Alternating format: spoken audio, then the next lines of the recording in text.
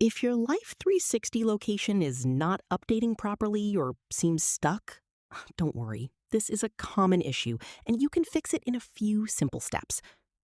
First, open the Settings app on your iPhone and scroll down to Cellular or Mobile Data.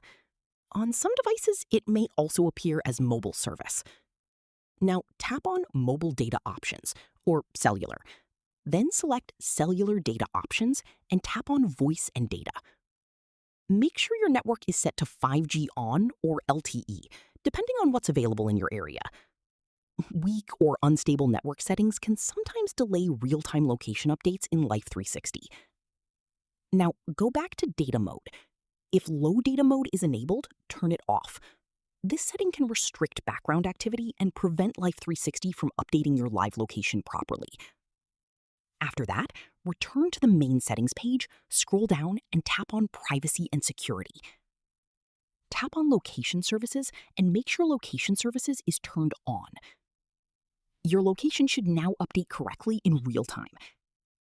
If this video helped you fix Life360 location not updating on iPhone, make sure to like the video and subscribe for more troubleshooting tutorials.